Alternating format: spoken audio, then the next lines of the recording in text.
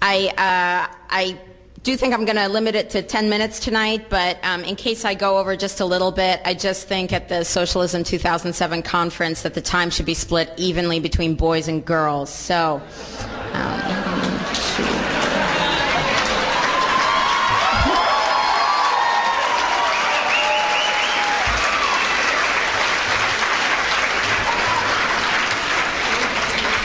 I'm making friends fast. Okay.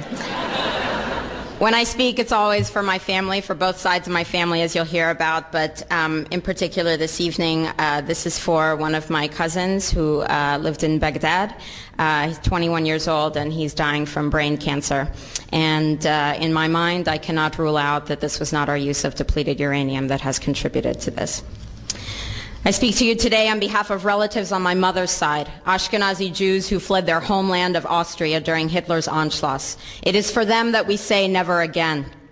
I speak to you today on behalf of relatives on my father's side, who are not living but dying under the occupation of this administration's deadly foray in Iraq.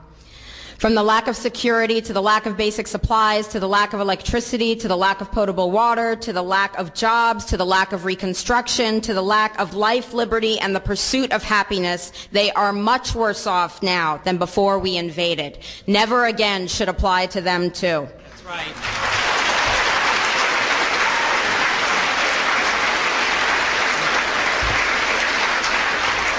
Picture this in your mind. A humanitarian worker in Baghdad is quoted as recalling the scene after a bomb blast.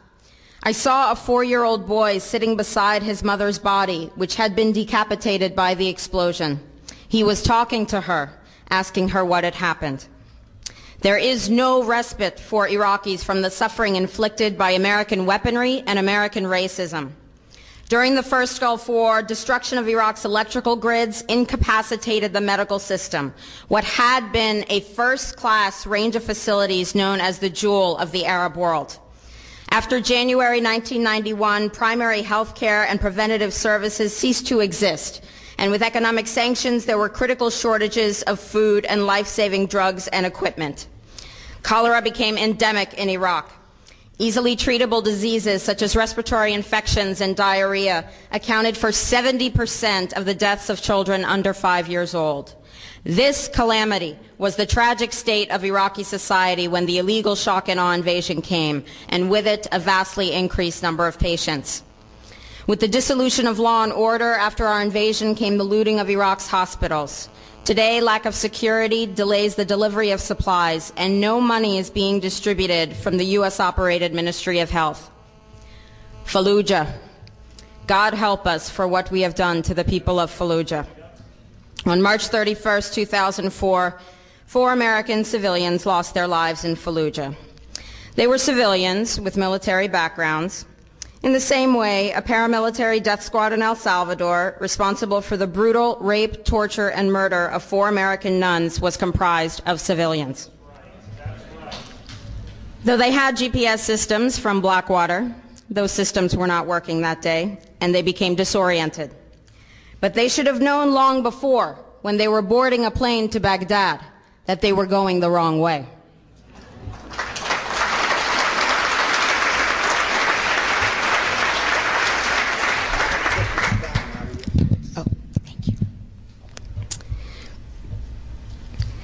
Perhaps they nobly signed a contract with Blackwater to achieve financial security for their loved ones. But there is a word in the English language to describe an individual who sells out his body, his principles, his soul for monetary reward. That's a congressman.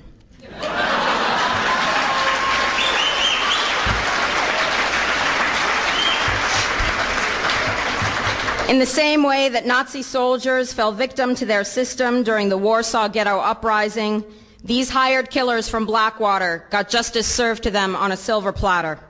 Then revenge was carried out on a people that can truly be identified as civilian. In April 2004, U.S. Marines closed the bridge to the city and the hospital road. This is a war crime.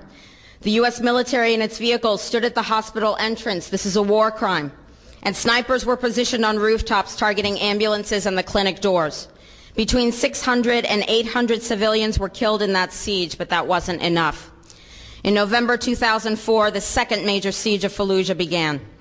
The Nizal Emergency Hospital, protected by the Geneva Conventions, was leveled to the ground, and Fallujah General Hospital was seized by the U.S. military. Doctors described, "We were tied up and beaten despite being unarmed and having only our medical instruments."